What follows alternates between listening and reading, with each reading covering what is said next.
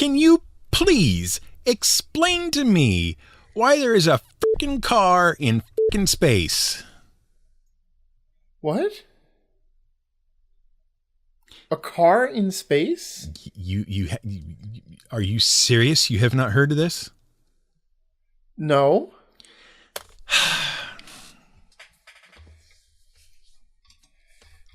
Is there a car in space? There is a car in space. I can't believe you've escaped this news somehow. I can't believe it. I haven't been paying attention to the news. Everybody's favorite wonderkind. Oh, okay. Elon Musk. Yeah. Or Elon Musk. Elon? Or whatever his name is.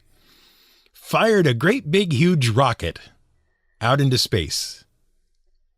Carrying as its payload a Tesla automobile. Which was then released into space with the intent of getting it to Mars, apparently.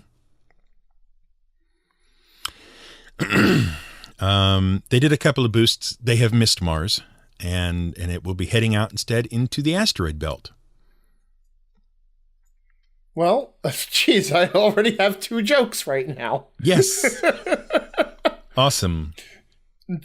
Punchline number 1. Yes. At the remark that they have launched a car to get it on Mars, I was going to say, well, at least they're moving toward Mars, unlike NASA. Right. This has been pointed out to me.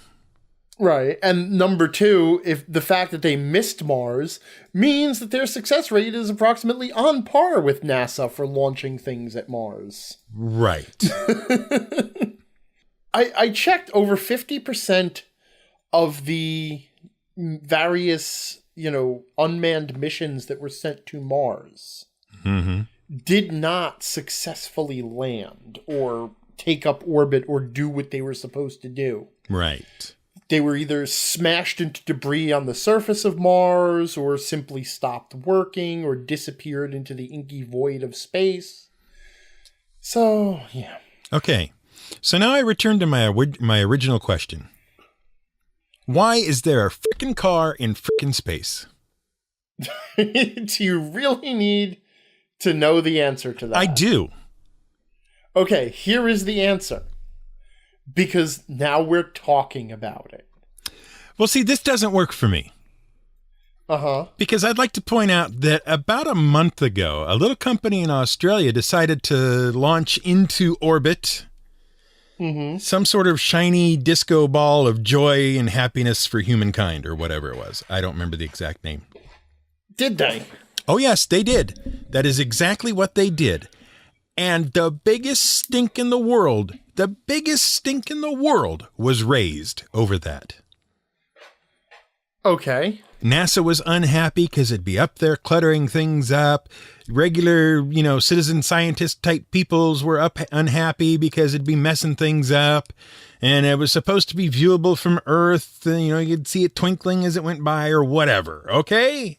And then over the course of a few days or whatever it is, a week or a month, I don't remember, the orbit would decay and then it would come back into the atmosphere and burn up. Okay. Nobody was really terribly happy about that.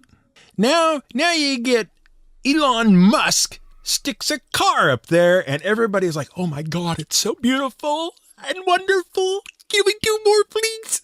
Well, it's Elon Musk. I don't care who it is. Everybody loves Elon Musk. I think you're wrong there. He's like the modern equivalent of Nikola Tesla. Deranged and completely overrated, and yet beloved by nerds everywhere. I'll tell you what, when he manages to make one of his inventions actually cost effective, then we'll talk. Right.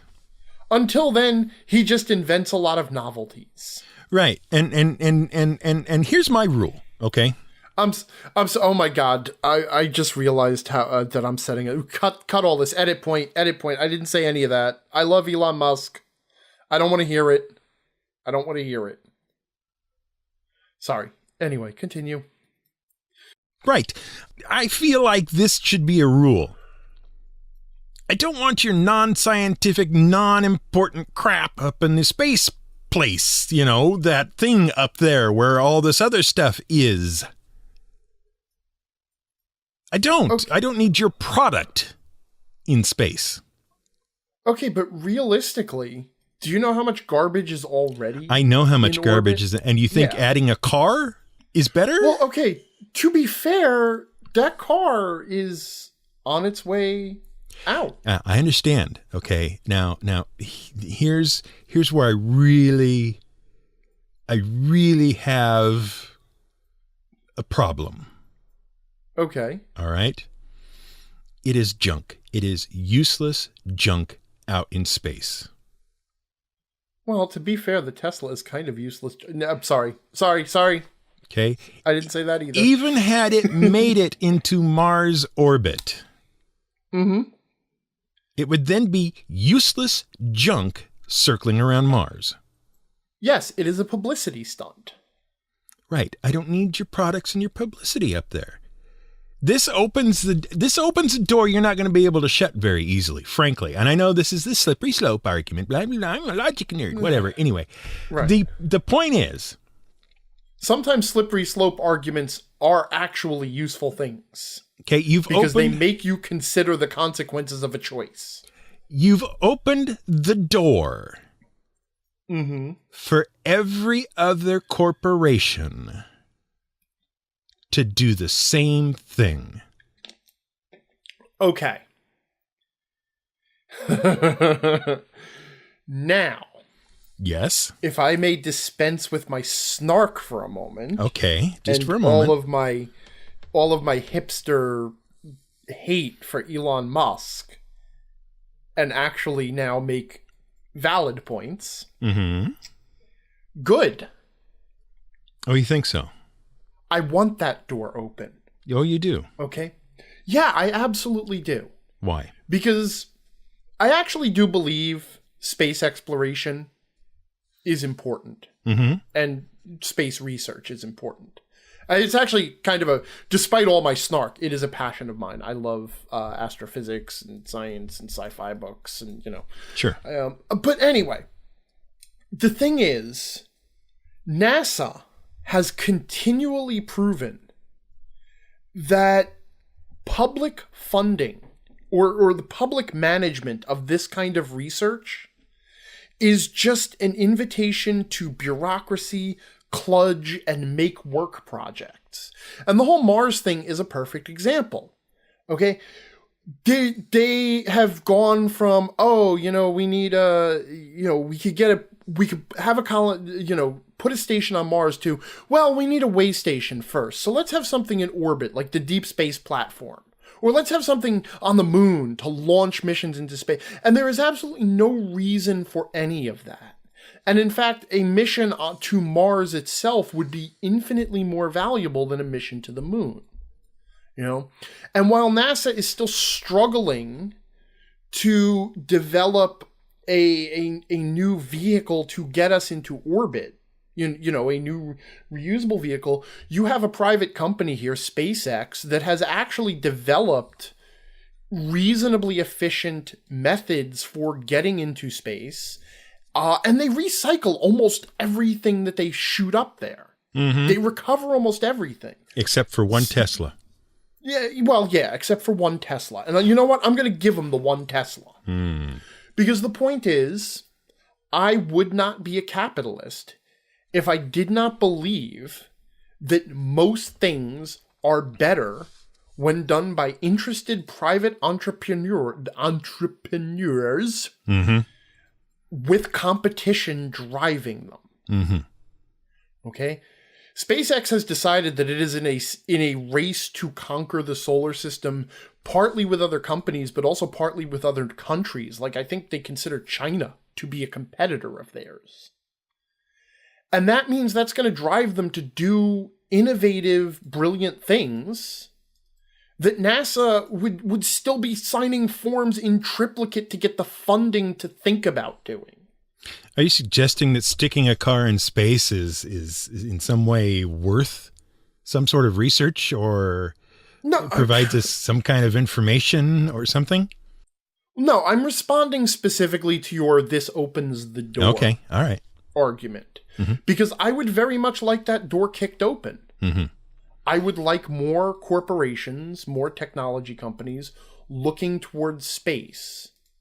Okay? No, there is absolutely no value to putting a car in space. They don't work in space. Okay? there are things that cars need that they cannot get in space. Gravity to provide friction with the road, that kind of a thing. And internal combustion is kind of tricky in space. It's an electric car. Right. Oh, right. It's an electric car. Fine. I knew you were going to come to that, and I knew you were going to get it wrong. Shut up. I still think I'm making some valid points here. Okay. I really do think that, you know what? Fine. He can have his little publicity stunt. And honestly, for all of my snark and dislike for him because he's popular and successful and more handsome than me, a little, not really. I don't think I've ever seen a picture of Elon Musk, actually. I should probably check before I make that joke. I know people like him more than they like me, and I don't like that. But anyway, you know, for all of my little, like, snide remarks about him because everybody loves him and everybody thinks he alone is going to save the world, you know what? He's not. That's the thing. He's full of ideas. And it takes many, many, many people banging on ideas and competing with one another to turn ideas into useful things. And he's at the forefront of that. And I think that's great. So, fine. You know what? He can shoot one car into space. Honestly, it's more functional than half the things that NASA has shot up there lately. So you're comfortable with the idea that the price of progress in space, besides just the monetary price, is also the publicity stunts that go along with it? Like, you think we're going to have, say, Coke shooting a big old billboard into space, into orbit? Maybe. And that's okay? Then when that stuff starts to happen, that is when the... Now I have to dial it back to the other side so that I can just drive everybody crazy. That is when government steps in and does what government is actually good at and useful for. And that is regulating. Okay? Once a frontier has been pushed open or kicked open, as it were, then it falls to, government to make sure that things are, being dealt with fairly and safely and everybody's rights and the environment are all being protected. If this stupid car in space does get a bunch of investors throwing some more money at SpaceX, and I know they're not hurt for investors, but every company can always use more. Here's $500 million. Would you mind flying my billboard up into space for me? Yeah, well, you know what? And if that makes them money to develop more products or develop more innovations, I'm all for that too. Science is a wonderful thing. I love science and I love research. I love learning things. But somebody's also got to pay the bills for it. I'm not happy. There's a car in space. So what? Take it down right now. It's not hurting anybody. You don't know that. There could be little space people out in them asteroids that will get carbon monoxide poisoning from an electric car. Or something. Yeah, right. Your understanding of electric cars is about the same as mine. Yeah. No, I'm not... Look, it's a stupid move. It's a stupid publicity stunt. But I'm not going to be all doom and gloom on it. And I honestly think SpaceX being in this business in the first place is actually a good thing. And I would rather see more companies get involved. I don't have any objection to SpaceX doing what they're doing by and large. This car thing, though, just rubs me the wrong way. Yeah. If they don't put any more cars up there and they somehow get that one down or deal with it in some way, then they can do pretty much whatever they want. I don't foresee them putting more cars up in space. Yeah. I don't think they're going to get this one down, though. Once you shoot something off, like, you're pretty committed, unless it can come back under its own power. And unless the Tesla has some new features I'm not aware of, it ain't coming back under its own power. I had some fun yesterday on Twitter about it. Because there's this figure, a human figure strapped into the driver's seat of this Tesla. Uh-huh. Okay. And it's been playing some music from somebody who died recently, David Bowie. Some song or other. It's just been on repeat for, whatever. And there's, you can, while the camera was still running, you could watch from the car to see what it was going on, which I'll grant you was pretty neat, but neat is not a reason to necessarily do something. But there's a human figure strapped into the car. And my joke was just that, that could be an actual body that Elon Musk needed to get rid of. That would be fantastic. Okay. He's got like somebody has died under mysterious circumstances, and Elon Musk is getting rid of the evidence or whatever. The trunk of the Tesla could be full of, important records that would otherwise ruin his business, the whole 9 yards, Jimmy Hoffa is stuffed in the back seat. Right. Nobody knows what's in that car.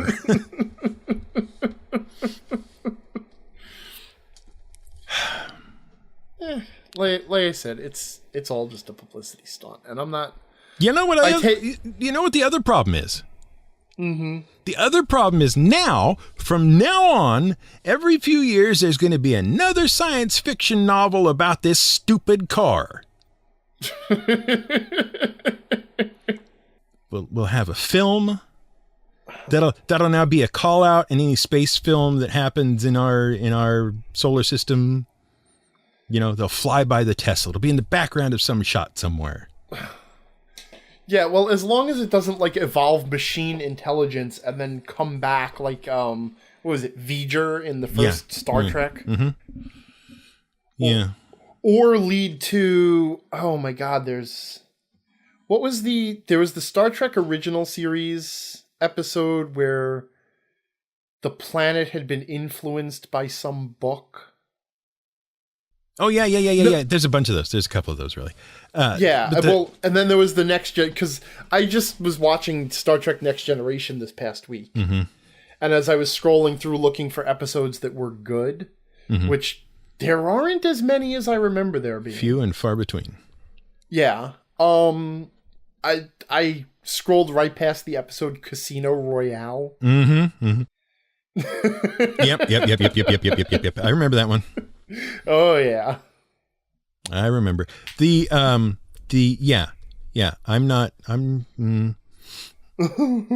yeah. There'd be like a whole civilization just driving around in electric cars for no good reason, except they wouldn't recognize them as cars. They wouldn't know what to do with them. They'd be like, they'd wear them like hats and be really small, short people whose entire life has been ruined by having to pack around these cars. They're not even really cars. They're just like, it's a cargo cult thing, right? They've just made things that look like this car, and they wear them on their heads because the first guy who found it or whatever, it entered orbit and hit him on the head, and then, then he became brilliant or I don't know. I don't want a car up there. That imagination of yours is an absolute curse. Don't want a car up there. Okay, I'm sorry. Make it go away. I don't have that power. Write your congressman. Yeah, right, because NASA will effectively get rid of that. That's right. Launch a missile at it. There you go. The hell's the point of the Star Wars defense system?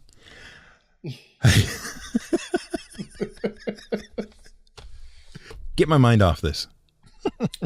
But actually, speaking of space and YouTube channels, mm-hmm. I did recently discover a YouTube channel run by this gentleman, John Michael Godier. Okay. who is a science fiction author and futurist, or so he claims. He is a best-selling... Oh, I love these people. Yeah. I have not read any of his books, and had not actually ever heard of him, so I can't speak for his actual work. But he does a number of really well-produced videos about various, mainly science, they're very science fiction-y topics. He does a lot on the possibility of alien life and how it might be discovered. I was just watching, he did a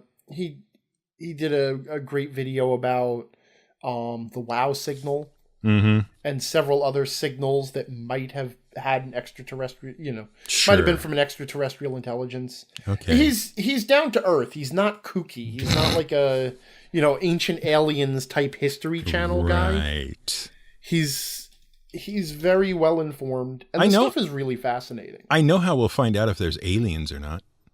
Yeah. I can tell you right now.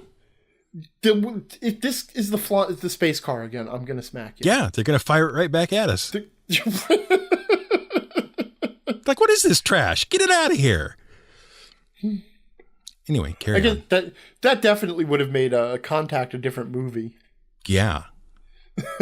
No kidding. Or different book, I should say.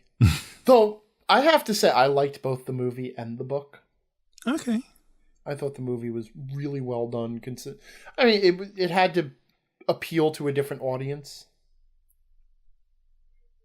But he just did a really interesting video. I think the last one I watched was about the various moons in the solar system that pose a threat to each other or the planets around which they are orbiting. Like, there are several of Uranus's moons that are on a collision course. Right. And one of Mars's moons is going to smash into it in the relatively near future, I think Phobos. And he was talking about whether we should do anything about that, and how, from a sci-fi perspective, we might someday. And he also really loves this concept. Wait. Slow down. What? Why does he think we need to do anything about it? Mars is valuable. It's valuable real estate. So? Are we going to go around fixing all the little problems in the solar system? It's our solar system. We don't own it. Who else does? We don't pay rent on it. Yeah. Some things just happen. Right. I mean, what is his reasoning that we need to go fix this thing? He is envisioning a future where colonies have been established on Mars. Okay, that's a different thing entirely then. Right. Okay. All right. I mean, it's inevitable. I'm with you. Okay. And then how this might be, he's a futurist. He just thinks like this. You know? And he did have a really, really good video, which I recommend, on the various explanations for the famous Fermi paradox. Yeah. Which is basically the paradox developed by it's not really a paradox, honestly, because we don't know the factors involved.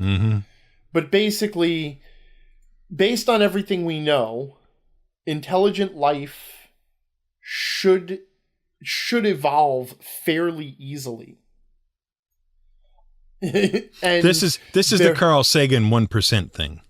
Yeah, exactly. If 1% of all the planets in our solar system, or whatever it is, right, it has life on it, and where there are X number of other solar systems in the sky, then the odds of there being at least one other planet with life on it comparable to ours are 100%, or whatever. Well, yeah, it's honestly, it comes more down to the fact that given everything we know about light, the development of life, and the availability of planets that could support life, and the fact that the universe has had 15 billion years, or I can't remember what the latest estimate for the age of the universe is, but 15 billion years, and humanity only reached this level of technology in like 10, 20,000 years. Right. 50,000 years on the outside, let's say. On right? the outside, sure.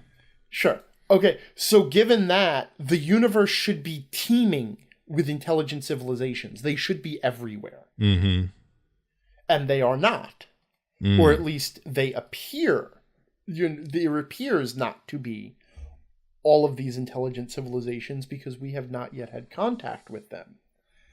And so this is what's called the Fermi paradox. Where are all of the other species, all the other intelligent life? And various solutions have been proposed. And he actually did a great video analyzing 10 different explanations for why we haven't had contact with this life that should be everywhere. It's going to be the car. Which, of course, what? It's going to be the car. Okay, I didn't effectively change the subject from the car. I'm sorry. It's either the car or I Love Lucy reruns.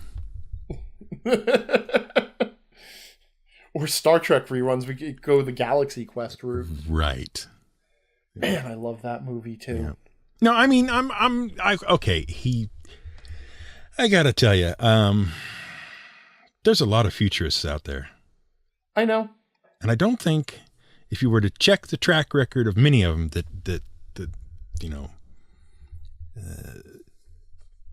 a lot of them have been correct about necessarily anything. Okay. So when I described him as a futurist, that's because he describes himself that way. Oh. Okay. But the thing I'm a millionaire. Like, no. Would you hold on a second? His videos aren't all about trying to predict the future. Mm-hmm. Most of them are about analyzing the current state of basically our understanding of cosmology, the search for extraterrestrial intelligence, recent developments there, that sort of thing. Mm-hmm. Okay. And when he does go, he does go on little flights of fancy but it was a really interesting place that he started from, where he started talking about the orbits of different moons in the solar system and which ones were on collision courses and which one posed a danger to their planets in the next, 10,000 to 50,000 to 100,000 to million years. Mm-hmm. And whether humanity would be at a place where that stuff should be of concern to us. So he's not, it's not like, and this is how I see the warp engine working someday. Mm-hmm. He's very current. Has he explained lightsabers yet? No, nobody can explain lightsabers. It's lightsabers. Basically, they work because you have these little, cellular structures in your body, that can focus. They can basically contain and focus plasma, and they let you hear the living force.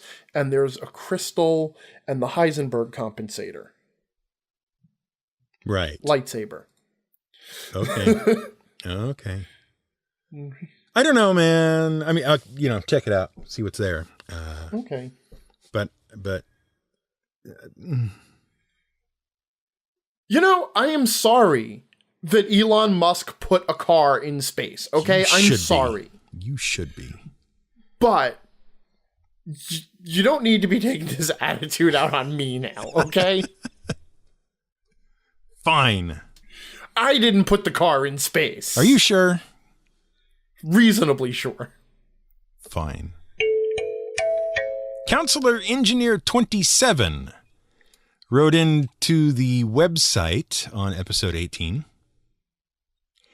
He said... are we doing feedback now? Yes. Oh, okay. He said, I'll... Usually use segue. Nope, not this time, pal. We're moving on right now. Okay, fine.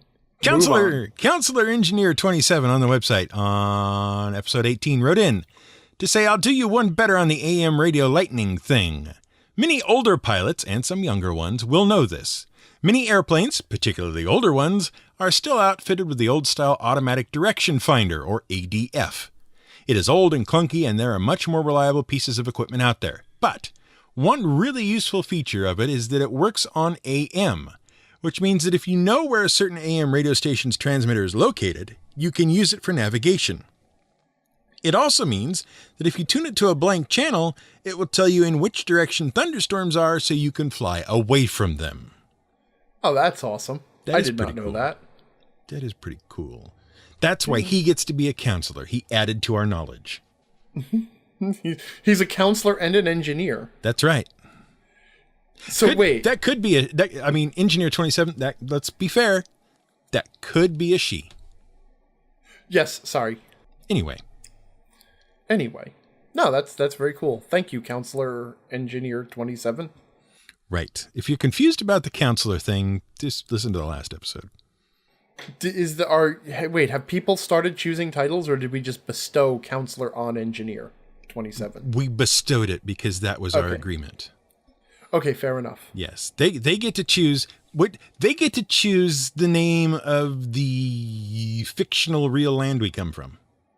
Okay. Right? And okay. By the way, if they haven't got that in by now, it's too late. Yep. Too late. You missed the boat. Which means next week we'll be announcing the winner. So pay attention. Minister Tyler. Now, what does Minister tell you? A person of the cloth, but non-denominational. Somebody who wrote in to ask a question. Minister Tyler. Oh, right. Somebody is a minister, and somebody who provided us information is a counselor. Correct. Okay. There you go. Minister Tyler, by email, wants to know something. And that is, how important is it to not reveal the DC of a check to the player? How do you replace the character's ability to judge the difficulty of a thing without revealing the DC? You want this one, or do you want me to take it? My response will be snarky, so if you have a non-snarky response, you might... Okay. This question contains the proof of its own... What's a politer way of saying idiocy? You have not taken all factors into account before asking your question. Right. Here's the thing. The first question you're asking is, how important is it not to reveal the DC of a check to the player? And you are assuming that it is, on some level, important to not reveal the DC of a check to the player. Fine, lots of GMs assume that. I don't know why they do, but lots of GMs assume that. Then your second question is, how do you replace that ability without revealing the DC? Which means you recognize that the information about the DC is information the player should have. So what you're saying, you're basically saying, well, if I, break the game, how do I fix what I broke in a different way? Just tell them the DC. It's not a big deal. It is not a big deal if the player knows what they have to roll to make the check. In fact, it makes things clearer, okay? Because as you recognize, characters who can perform various tasks can generally judge for themselves how difficult the task likely is.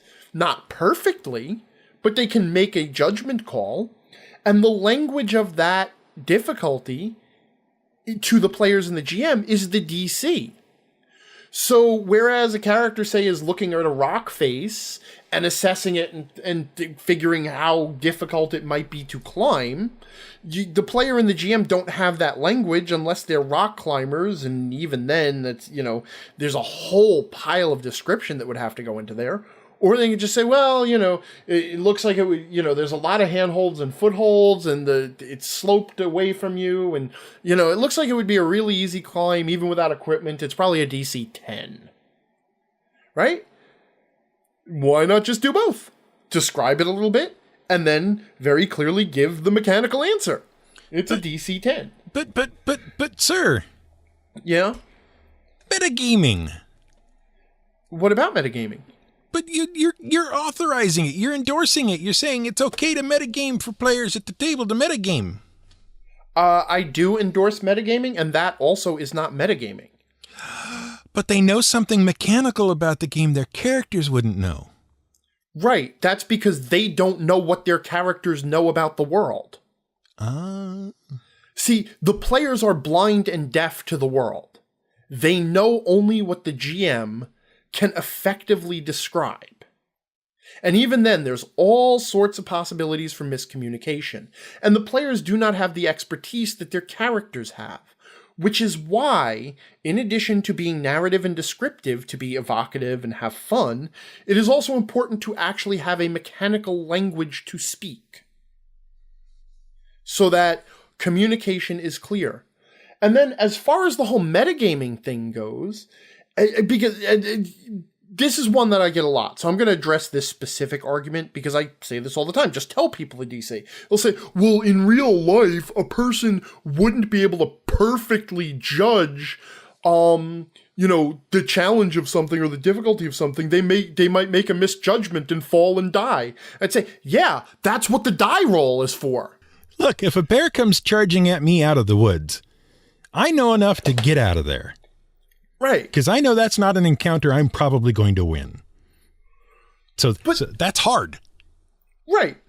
But what I'm saying beyond that, though, is when the rock climber misjudges, like when that D20 comes up a 3 on a DC 10 check, what are the reasons? Well, it could be any number of things, but among the other things is that the rock climber clearly misjudged his own skill compared to the climb. And that's why he fell and died. Okay, the random chance allows for all of those possibilities. But communicating the actual DC gives the players at least a sense of the odds that their characters should have.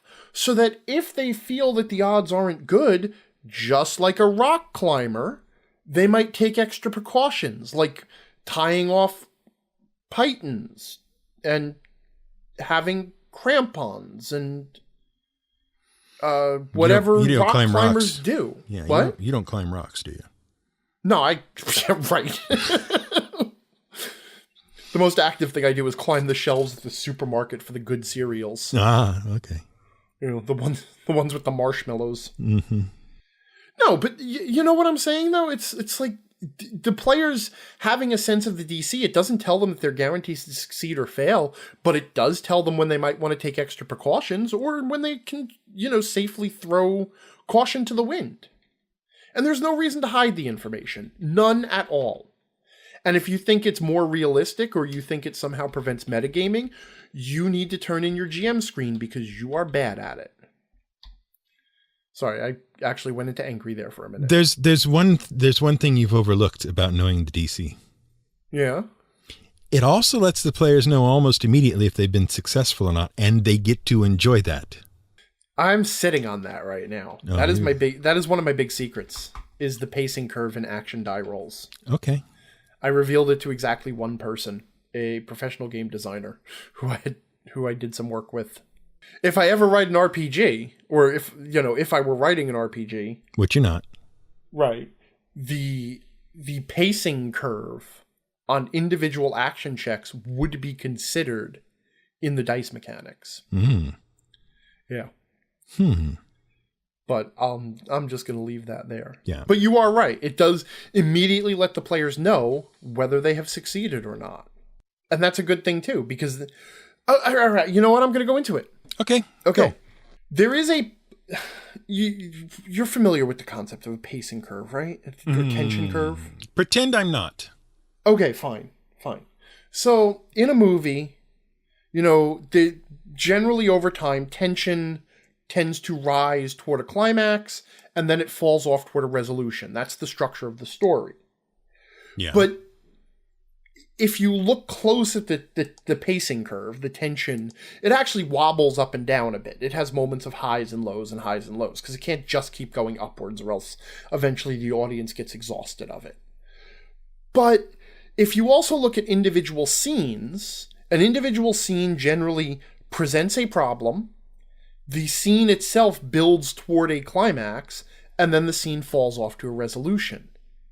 And you can keep going down to very individual actions, and it's in movies it's not really useful to talk about like the pacing curve of an individual choice, But in video games and role-playing games, it is. There is actually a pacing curve, a rise and fall of tension that occurs with every choice you make. And when the developers of Borderlands saw this when they were playtesting Borderlands, there's a really interesting story that I can only remember part of right now. So that's great radio. But anyway, here's the idea. So something happens, and then you decide to act, right? Mm-hmm. So you make the decision. Let's say you're gonna, there's a guy there. He's holding a hostage, and you decide you're gonna try to take the shot and shoot him in the head, and not hurt the hostage, right? Right. So you make that decision in your head. You raise the gun. You draw. You take aim. And then, right before you pull the trigger, what do? You hold your breath. You draw in your breath. You're like, and then you pull the trigger, and your breath doesn't come out until you see what happens. Right. Right? That's when you release your breath. Okay. And that's a good pacing curve. And this is what the developers in Borderlands noticed when some of their... It actually came down to some of their bullets were moving too slowly. There were too many frames of animations for the bullet to get to the target. Right. And so the players it was screwing with the players' heads. They weren't enjoying shooting bad guys. And it took them a long time to figure out what to do. And finally, when they just tweaked the bullet speed so that there wasn't as much time between pressing the button and seeing a target get hit, and then it survives, or it dies, or it runs off, or it takes some damage, or it doesn't take damage because you hit it in an armored spot, or whatever, or you missed. That moment between trigger pull and resolution was, just too long. And they shortened it up, and then everybody loved Borderlands. For the first hour, until you realized how repetitive that game was. Right. But that's neither here nor there. Okay. In D&D, okay, you have a similar thing. You have the choice to act, right? I make a choice. Right. And then, in this scenario, you pick up a die, and you're shaking the die in your hand, and then you draw your breath, and you hold your breath as you release the die, and the die clatters to a stop on the table, right? Mm-hmm.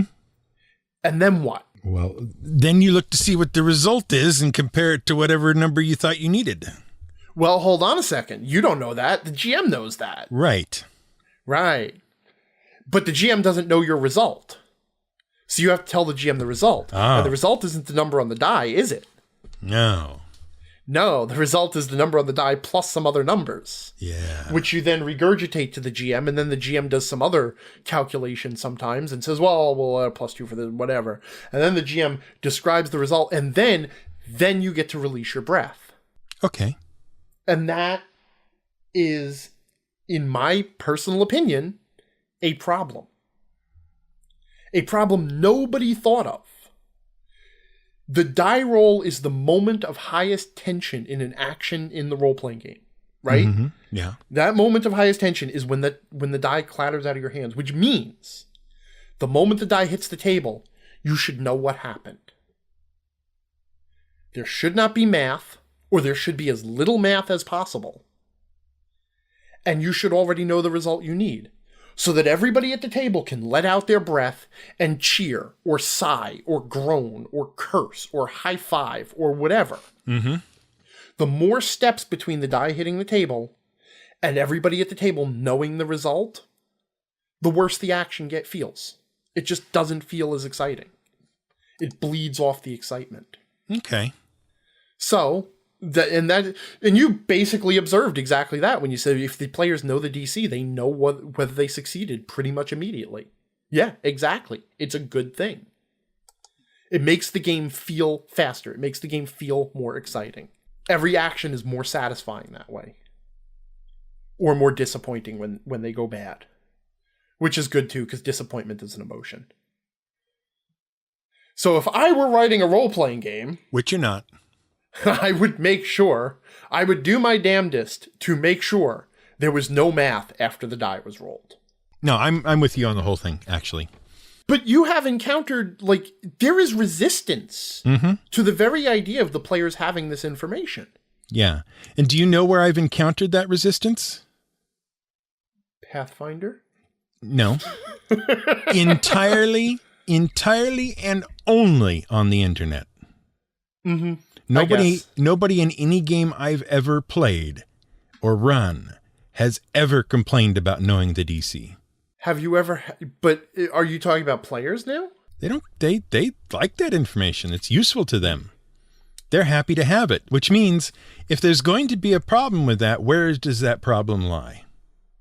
In the GM. In the GM. If you don't care, it doesn't matter. GMs are so stingy with information. They feel threatened by the players knowing too much. It's like, what if the players know the stats of the monster? I don't know. Work around it. I don't know. How much would they do differently if they know the AC is a 14 instead of they're guessing it's a 16? Right. The only thing maybe they wouldn't gain that extra +2 bonus and drag out the fight. Maybe. The only thing I worry about the players knowing is what I have planned story-wise. Right. That's it. Anything else they can know. Yes, I would like them to, in an adventure where, they are searching a dungeon for the MacGuffin, I would like them to not know where the MacGuffin is. Yeah. That would be useful to me. Right. And better for them. And there is a value in surprise sometimes. Mm-hmm. But there's also no player has ever said, "Oh my god, his reflex save was a +3?" Mm-hmm. You don't get the same reaction from that as you get from, wait a minute, the Regent was the bad guy? It's just not the same level of revelation. Right.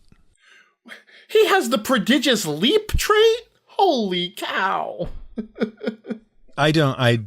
Whatever. Yeah. I don't think it's that big a deal. I don't really care what stats they know. I mean, if you want to be really, really tight ass about it, then what you do is you prevent them from knowing anything's stats of any sort, and that includes other players and all the monsters and all the NPCs and all the objects in your game. They don't get to know any of those stats because obviously the PC wouldn't know that. Right. PC has no concept of the comparative strengths of things and how the strengths of those things compare to their own. In fact, take their character sheet away. They shouldn't even know their own stats. Okay, I have actually... There was a GM who did that. I was in a one-shot at a game store back when I was trying out one-shots for fun. Mm-hmm. And there was a GM, he kept certain stats secret from us, including our own hit points. Because you don't know what your hit point, you don't have like a meter on the side. Yeah. I drove him crazy because before I did anything, I asked him how I was feeling. Mm-hmm. So, how am I feeling? Am I in any pain? Am I bruised at all? I'm going to assess myself. Yep. And then he asked me to leave. It was no great loss. Yeah.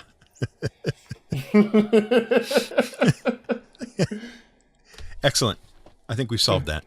Oh, I see. You think this question is addressed at you and not me, huh? I know it is. Okay. Charge d'affaires Jan. I assume that's Jan. Yes. Again. Yes. Prodigious charge d'affaires Jan. Well, that's why he's charged d'affaires. He's provided at various times both information to us and questions. Oh, right. Okay. Yeah. So, Jan, how did you get such an awesome voice? What can you recommend for practice? Do you produce more podcasty, voicey RPG things except this one and GM word of the week? Sorry. You're so good at this. I didn't recognize. Yeah, okay, this wasn't addressed at me. I get it now. Okay, so here's the thing. I'm going to answer this once and one time only. And then in the future, anytime anybody asks me this question, I will just refer them to this episode. Okay? That fair? Fair enough. All right. Dealing with the first part of the question, how did you get such an awesome voice? I was born with it. Well, not precisely born with it, but it's part of the standard interesting equipment. maternity room. Then. Yeah, it's part of the standard equipment. If you think my voice is pleasant and of good quality, you should really hear my father.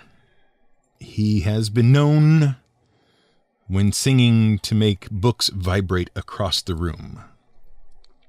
He's got a very, very bass voice, and he projects well.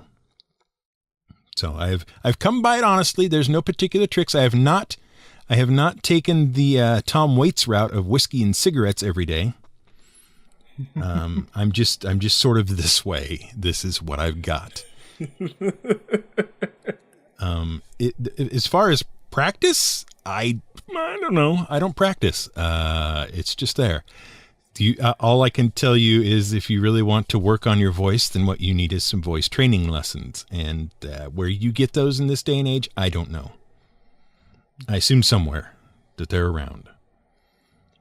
They aren't still going to make you sound any deeper or otherwise than you do now, but they will help you project that voice and make the best use of it if you can. You know, I mean, I imagine there's YouTube videos that give you the basics, right? Mm-hmm. Like sit up straight, take full breaths, remember to stop and breathe between every so often or whatever, and whatever else it is. Okay, I haven't ever looked at those. I don't know. I just know this is the equipment I was given, and so I'm making the best use of it I can. Part number 2 or 3 or whatever. Do you produce more podcasty, voicey, RPG-y things except this one in GM Word of the Week? I did.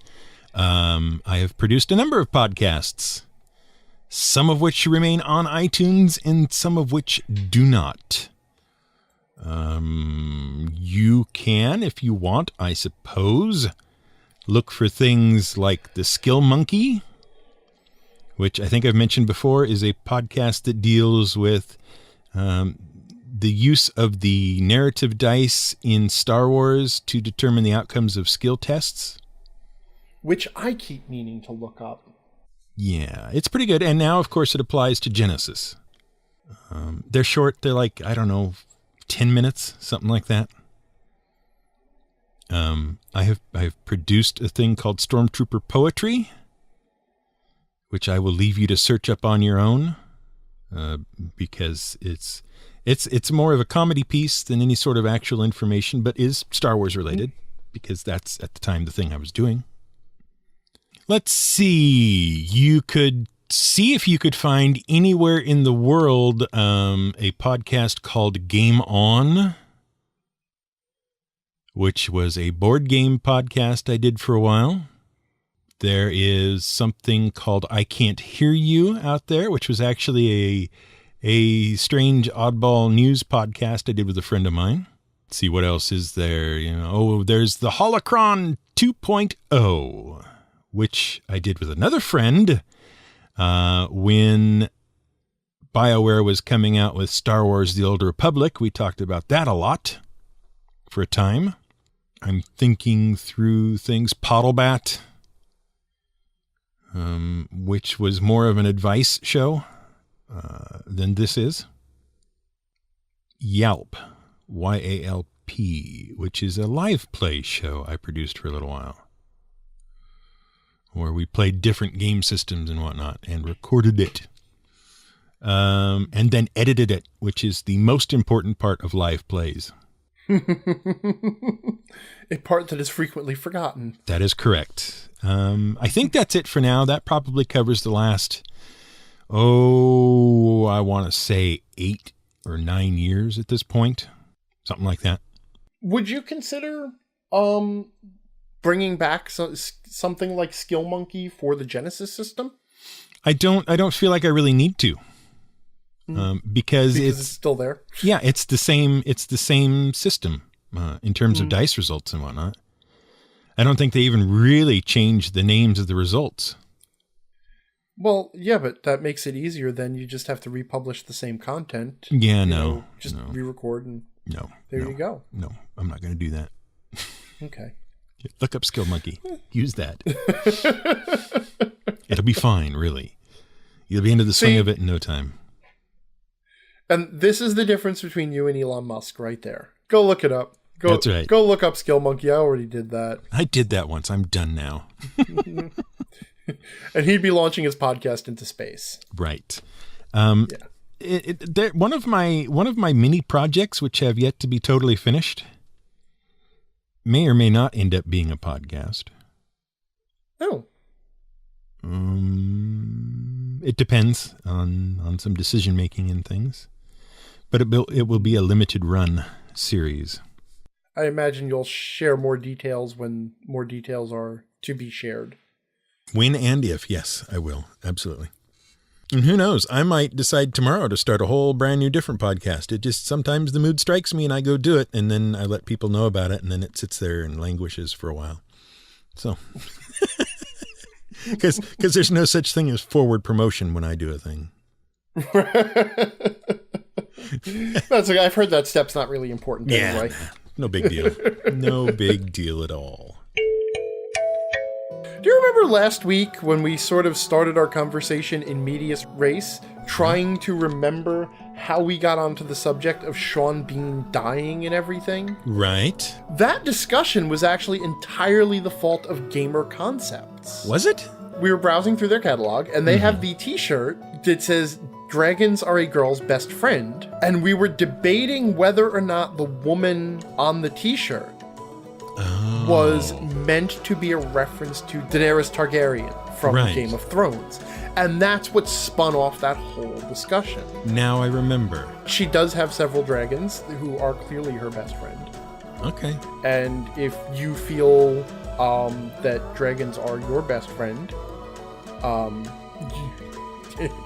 there's a shirt for you.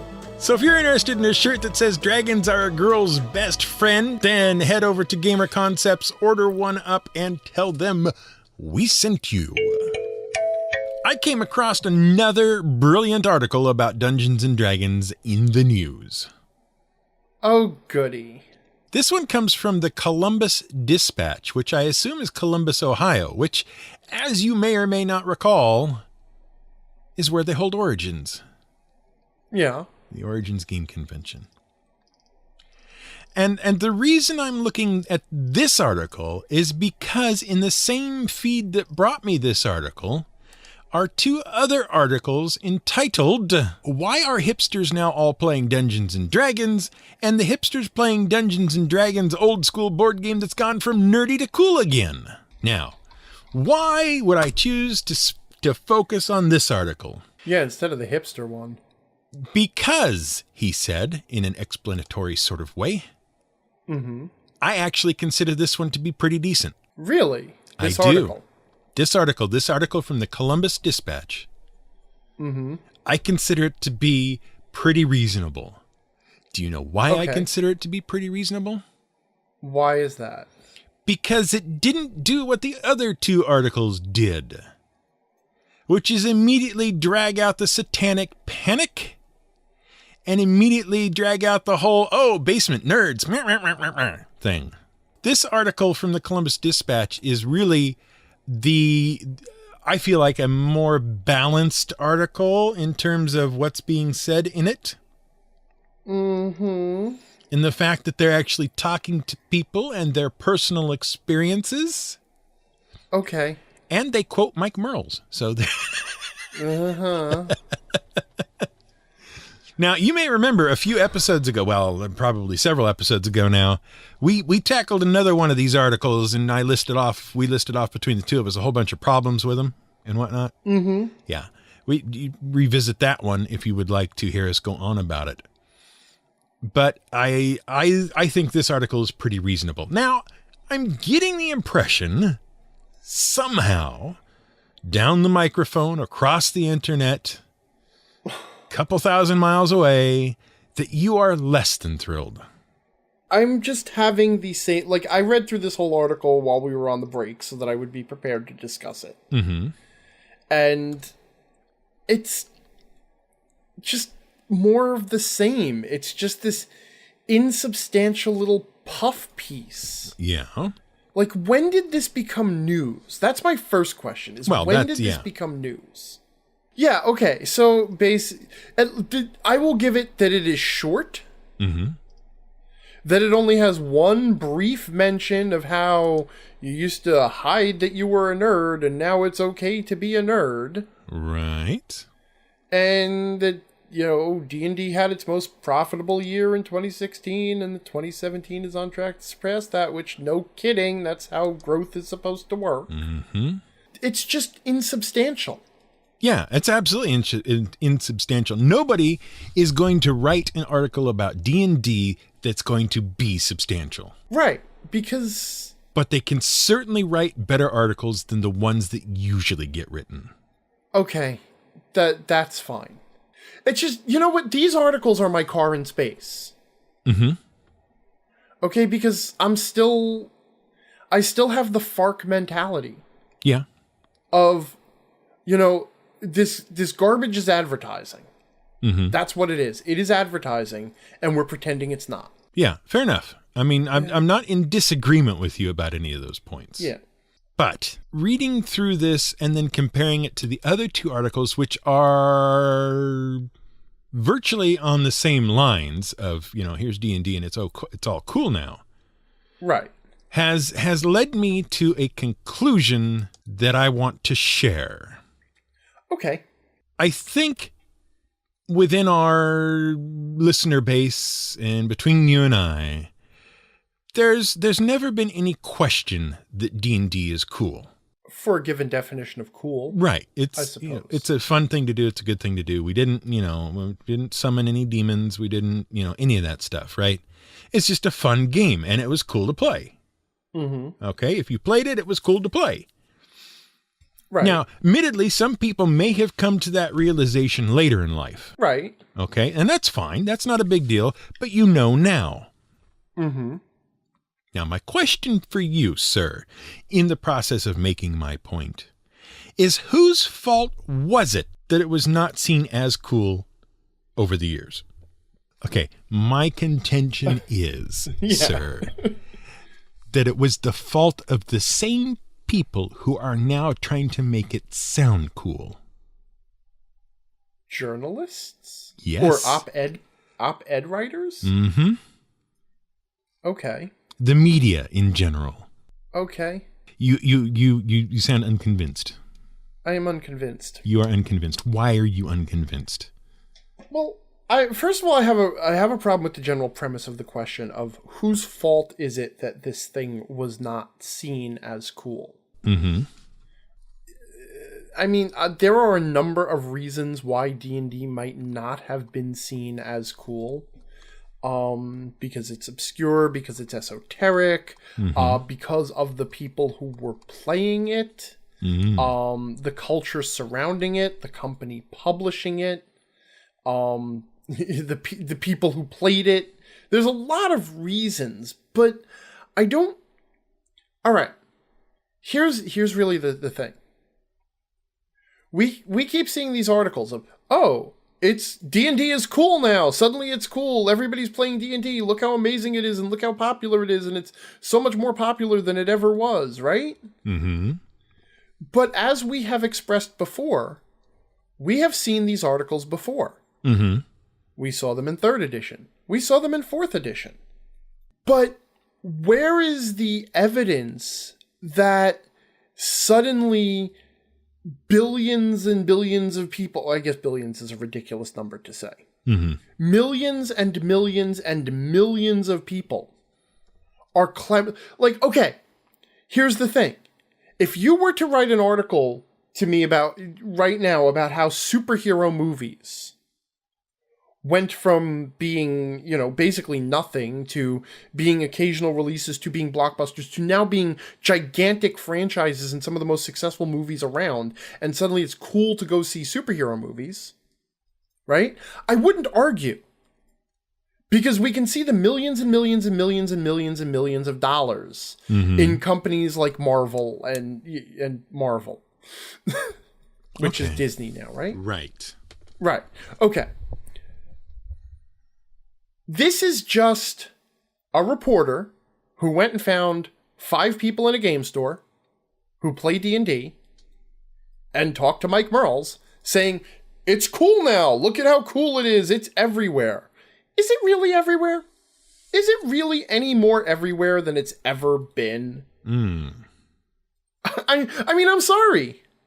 You know, where, like, the YouTube channel Critical Role has 1.6 million subscribers, right? Right. Okay. How many of those people are actually playing the game and how many people are just watching it for fun? Ooh. First of all, right? Sure. I mean, that's my first question. Then compare it to all of the other bigger YouTube channels. Mm-hmm. Okay. Critical Role is very successful for a role-playing game YouTube channel. Right. But compared to everything else on YouTube, meh. Fair to middling. It's still nerds in a basement. Ah. I'm sorry. We are still just nerds in a basement. But wait a minute. And we are still just hidden away in a comic book shop. I don't understand. This article assures me that it's okay. Right. Of course it does. And that we're not just nerds in a basement. Yeah. And that practically everybody is playing the game. Really? That's what it's trying to tell me. So how many, realistically right now, if you went out on the street and started asking people, have you ever played D&D? Have you ever played a role-playing game? Do you know what a role-playing game is? Have you ever heard of D&D? How many people do you think you're going to answer any of those in the affirmative? Other than maybe, is that the thing they played on Big Bang Theory? It's got to be at least 60 or 70%. So, yeah. Well, that's what this article is trying to make it sound like. Oh. Okay? Oh. And this is, like, I don't want to be a naysayer. I don't want to crap on our community. Right. I love role-playing games. I love the fact that the role-playing game community is bigger now than it's ever been.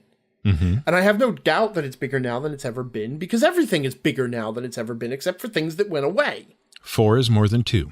Just comparatively speaking, about the same time that people started being able to play role-playing games in their home in the 1970s was also about the same time that people started to be able to play video games in their home. And so if we want to start talking about, wow, when this started, it was just a thing hidden away for nerds in their basement, and now look at it, you think Dungeons & Dragons has had a drop in the bucket of the success of the video game industry? Well, this would have me believe it's on par. Well, that's exactly what I'm saying, is the problem with this article, look, I'm happy that there are articles that exist that maybe get a few people who weren't otherwise interested in D&D, interested in D&D. And this article, you're right, this article does do a nice thing, because it actually talks up some of the positives of D&D, because most of the time the article is just about dispelling the stigma so people aren't afraid to try it. And that's the best they can get. This one actually says, you're not limited by reality, you can do whatever you want. There are moral and emotional connections, all this stuff. That's good stuff to say. Right. Okay. I will say this article is better than most, but it's still just, I don't know how to say this other than, I'm sorry. We're still just nerds in a basement. Yeah, I don't mean that in a disparaging way. Well, wait a minute. As disparaging as that sounds. We're more than that. We're more than nerds in a basement. Mm-hmm. We're nerds in a basement with internet. Yeah.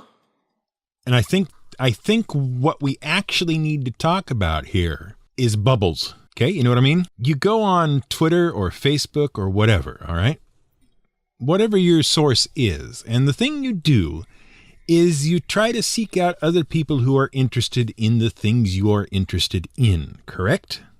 Right.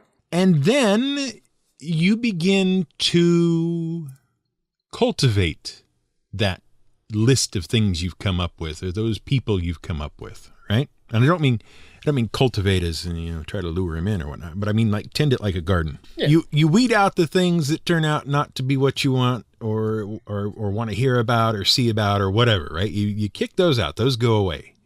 All right. And pretty soon what happens is you're surrounded by a batch of people who you have essentially tuned to be as close to you as possible in taste and experience. Right. Now, I know this isn't news to anybody, or at least it shouldn't be news to anybody. But I think what happens in large part, especially with articles like this, especially on the internet, is that you get into a group of people that are all basically doing and taking an interest in the same things you are. And eventually you make the mistake of thinking they are everybody. Or at least that the group is much bigger than it is. That too. Right. I honestly, as a percentage of population, I don't think there are any more people playing Dungeons and Dragons now than there were back then. I wouldn't believe it either. As if you say as a per capita measure, I'm pretty sure it's as big as it ever was. Mm-hmm. And honestly, in a non-interview, right, in a unofficial conversation that I had with Mike Merles, was 5 years ago. Mm-hmm. I can pretty much confirm that. Mm-hmm. He said D&D basically it grew steadily across every edition at a pretty much equal rate. Yeah, that's first, second, third, fourth. At that time, fourth. Right. Okay. So the difference is now fifth has come out. Mm-hmm. And now you want to tell me that fifth has been explosively popular. Right. I mean, you know what? Maybe it has been more popular on release than other editions. Mm-hmm. That's fine. I really don't buy it. I don't buy that it is explosively more popular than any of the previous editions. No. And like I said, you and I can say this because we've been through the edition rollovers. Yep. I don't know that we are the best measure of ourselves in terms of the community. Okay. No, of course we're not. I think it's kind of dumb. All this stuff we have to go through in terms of, people, it's, very exciting. This is all new and this is all beautiful and this is all great. And gosh, I wish I could do this and I wish I could do that. And, look at these people over here doing this and doing that and all. And I grant you, it's nice to watch other people do things you're interested in. Okay. Whether that's watching D&D on the live stream or getting your content from whatever other sources there are, non-wizards or whatever. The fact that wizards, the only real difference, as far as I can tell, between 5th edition and every other edition of D&D is that at least Wizards of the Coast and the D&D team are out there actively engaging in some way. Do you not remember what 4th? No, I didn't play 4th. Okay. They were really out in front of 4th, but then they had bet a lot with Hasbro on 4th. So they had to be out there. But you know what? Okay, building on that, I figured it out. This is what really bothers me about these articles more than anything else. Mm-hmm. It's that there is buried in this article, assuming that this wasn't an article that was pushed to be written by someone else. Right. That is true advertising masquerading as news, where someone else pushes you to publish this article and it's not based on a press release or anything like that. Assuming it's not any of that, and there's no reason to think that it is, this is just Ken Gordon, whoever he is, writer for the Columbus Dispatch, decided to write his weekly entertainment or lifestyle article on Dungeons & Dragons, right? Probably because he likes it. Or maybe because he just heard about it and was curious and talked to a few people, right? But there is, in these articles, not necessarily from the writer, but from the people who get excited about them, a need for validation that strikes me as more than a little sad. Because, You always see when these articles come up, gamers get excited about them. They're like, look, yeah, we are. We're so, we're so big now and everybody's in it and yada, yada, yada. It's like, why do you need that validation? Why does it need to be cool now? Isn't it okay if it's just a niche interest that, a very dedicated, passionate corner case community really loves? Isn't that okay? Like, can't we just be happy with that? Do you know what I'm saying? In the grand scheme of things, there's only 6 to 7 people that have to like D&D. And that's the 6 or 7 people I game with. And honestly, even if you're not surrounded by them, you make more. That's what we've always done, right? Yeah. You introduce new people to the game all the time. Well, I mean, hopefully some people do. Yeah. But that's the thing is, like, I mean, there is a point of saying that a bigger community is better for everyone. Okay, simply because there are more people to game with. Mm-hmm. But at the end of the day, if the community is bigger than 6 people, that doesn't matter to you. Right. All that matters is your group of friends around the table with you. And yes, as one, there are obviously, I don't want the community to shrink below the point where companies stop making role-playing games. Right. Because I want role-playing games to continue. There are practical reasons to want the community to grow. But these articles that are touting, oh, look, it's cool to play D&D, and D&D is everywhere now, and look how many people are into D&D and have discovered all the wonderfulness of D&D. It's, yeah, so what? Like, even if that's true, so what? Why do we care to get excited about it? Can't we just get excited about the games we're playing? I'm much more happy when I get a group of new people at my table who get excited about the game. And now they have become gamers for life because I run the best game ever, obviously, and they're going to be addicted the moment I start. Obviously. So, that to me is satisfying. That to me makes me happy. This sort of crap is just, okay, neat, I guess. Who cares? Who cares that it's cool now? Who cares that it's bigger than ever? Would you like to explain what this appears to be to those listening, wondering what we might be talking about next? Well, okay. So we have just been handed a late-breaking news story. This is the Old Spice Gentleman class. Yes.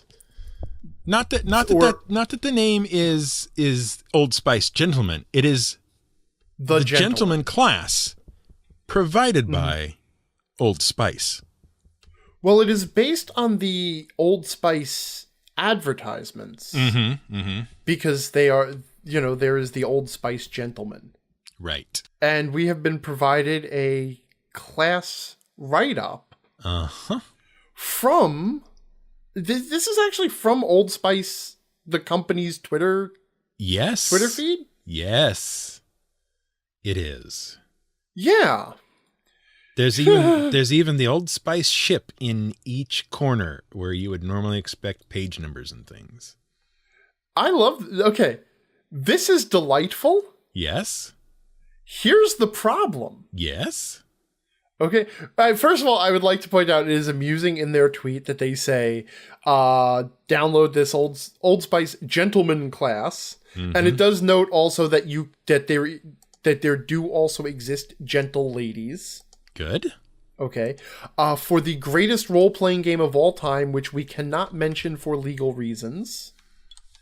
I find that amusing because, like, D&D base, like, that shows, like, the stupidity of Wizards of the Coast right there. Because Old Spice just basically wanted to hand them advertising that they legally cannot do.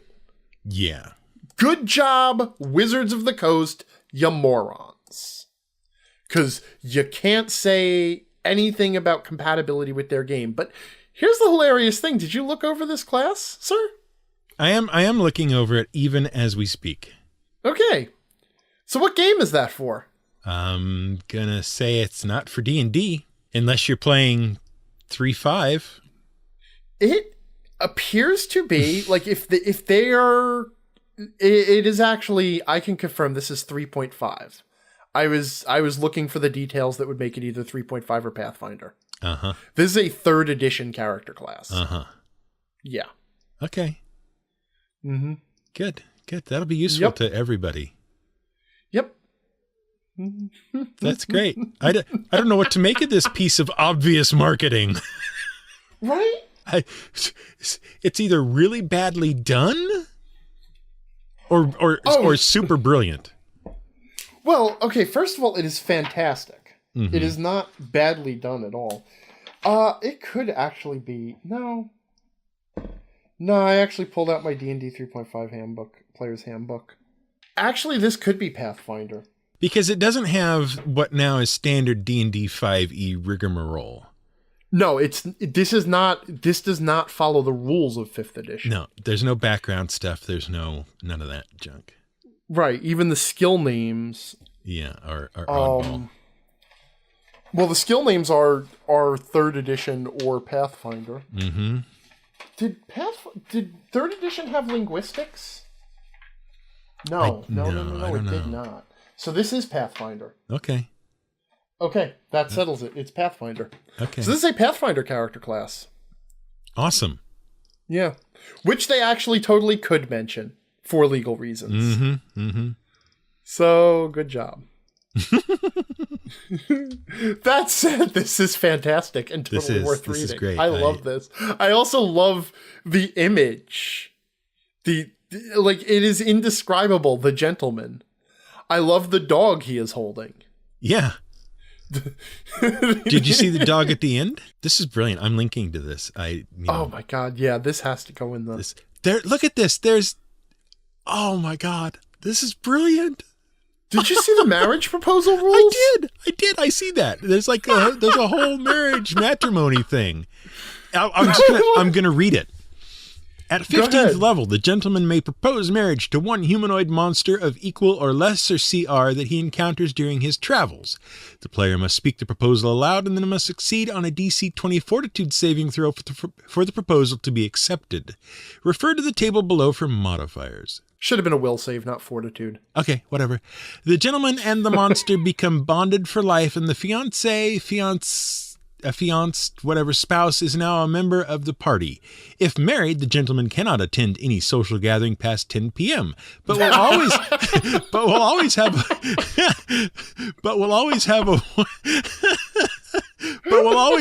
a warm body to cuddle up next to. If his counterpart is killed, the gentleman must go into mourning, meaning he loses 5 levels for the remainder of his session. The matrimony feature can only be used one time ever. The gentleman is old-fashioned. Yes. So, would you like to go through the table of proposal modifiers? Now, note that the player must actually bring, wear, or perform the items to gain the modifiers. A ring earns you a +5. Flowers are a +3. Lit candles are a +3. Poetry, songs, chocolate, music, and nice clothes all each earn a +2. Those are untyped modifiers, so they will stack. And if you bring a licensed efficient in both in-game and to your session, you earn a +15. I would like to read you the final 2 class abilities that the gentleman you can't gains. take MBA away from me because I was just about to share that with you. You have that one. I'll read the next one. MBA, which is an extraordinary ability at 19th level. The gentleman earns his MBA and can now solve complex organizational management problems. Being of pure energy. At 20th level, the gentleman ascends to a higher plane of existence, becoming a being of pure energy. The gentleman loses all skills, attributes, and abilities. The gentleman may privately communicate with the GM to make anything explode at will.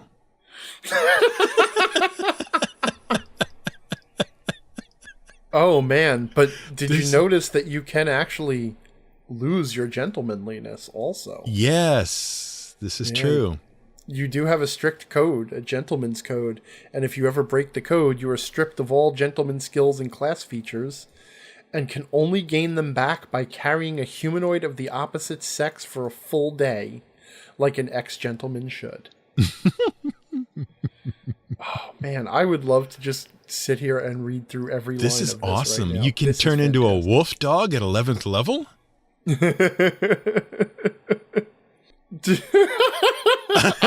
I'm not reading that one out loud. Which one?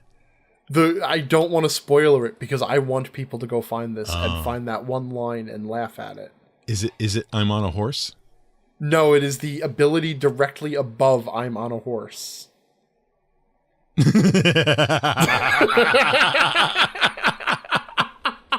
That is good. Right? That is good. And there's a companion. By doing this and forcing people to go find out for themselves, we ourselves are helping fulfill that class ability. This is great. Notice next column over. 7th level. Oh. I like the recipient must be within smelling range. GM's discretion. Oh my God. These are brilliant. See? This is fun. This is better than like writing an article puff piece. Yeah. You know? Do stuff like this. This seems like total fun.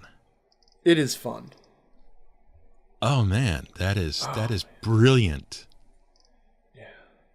I can't help it. I really just need to go through this now line by line by line. That I would totally play that. I absolutely would totally play that class just for the sheer fun of it. What needs to happen though is I think 3 or 4 other places need to come out with their own classes relevant to their thing, you know, so that you can form a party. This is exactly the sort of thing like Wendy's and what's the Denny's, whose Twitter feed is an absolute delight.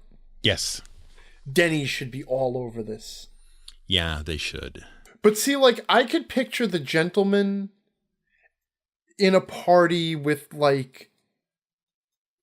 Okay, so, like, the Chuck Norris would be the party tank. Mm. And then, you know, the gentleman is basically the party's face, the bard. Mm-hmm. Now I'm trying to think of other... So, you know, advertising characters. Yeah. Well, spokespersons, but also like I said, the Chuck Norris sprung to mind because he's just he's just like a mimetic archetype. Right. That's what I'm really looking. We need more mimetic archetypes. Right. Advertising or otherwise. Yeah. I'll tell you what though, you think about that for a while and get back to me on it and we'll see what's going on. But right at the moment, we're out of time.